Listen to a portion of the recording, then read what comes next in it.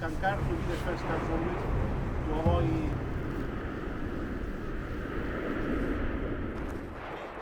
After being dormant for 50 years, in September 2021, the Cumbre Vieja volcano on the island of La Palma began erupting. Teams of volcanologists from around the world were invited to support the local observatory of Involcan. One such team came from the University of Geneva, led by Associate Professor Luca Carichi.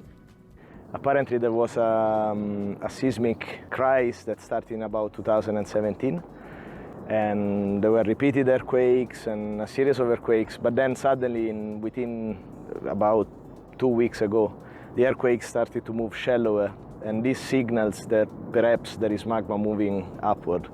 So obviously the local authorities were alerted, and the magma within 2 weeks reached the surface and started the eruption. And the eruption is really at the middle of villages. It destroyed already about 1,000 houses and properties. Fortunately, the population has not been affected. They managed to evacuate the region before the eruption even started. That is already a great achievement. There is a large group that is coordinated by the local Involcan to understand what is going on during this sort of eruptions. So we have two main tasks in this sort of international task force. One is to understand where is the magma coming from. The second one is how fast does it take to come up. And actually a third one is to determine, can we understand if this eruption is going to last another 3 months or is going to last another 2 weeks.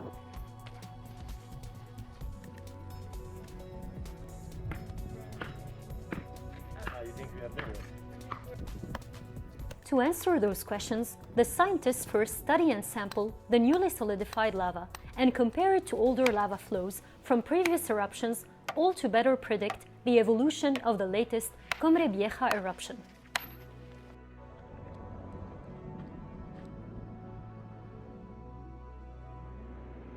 The team is looking for scarce crystals, and when they eventually find one, that is worth celebrating. These are beautiful. Oh! I win! I win!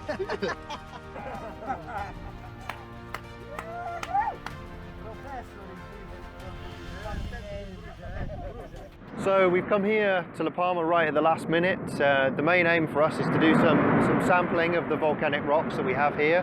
Things that you can see here that have fallen on the ground, small pieces, and also larger volcanic bombs which have fallen from the crater that you can see here.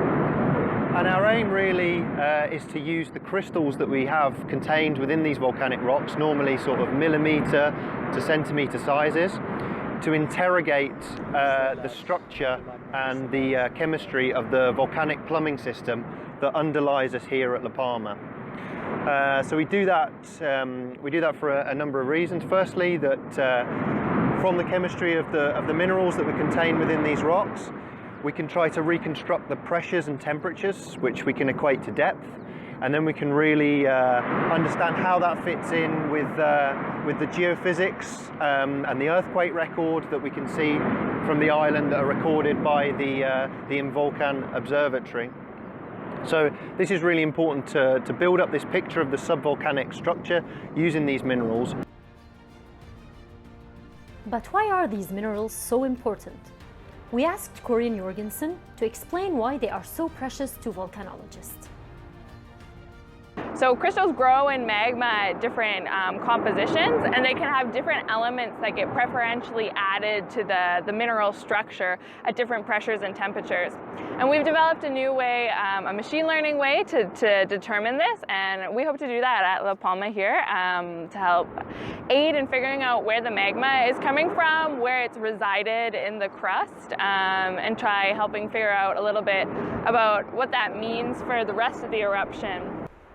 By studying the chemical composition of the current and historical lava flows, the volcanologists from the University of Geneva could calibrate the tools and methods they use to predict the intensity and duration of volcanic eruptions.